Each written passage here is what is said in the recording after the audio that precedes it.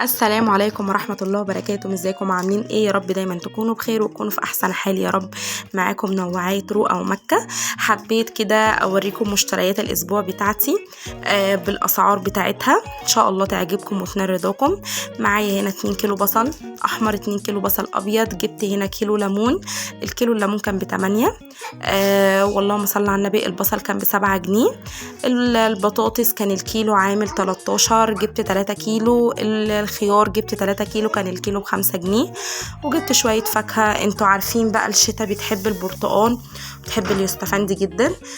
البرد بقى، البرد يعني برتقال والطماطم. وجبت بلح، وجبت بردك كيوي، وجبت اللهم صل على النبي فراولة.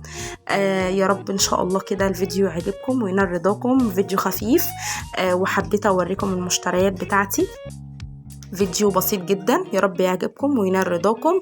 واشوفكم على خير في فيديو جديد ان شاء الله، واقول لكم السلام ختام، والسلام عليكم ورحمة الله وبركاته.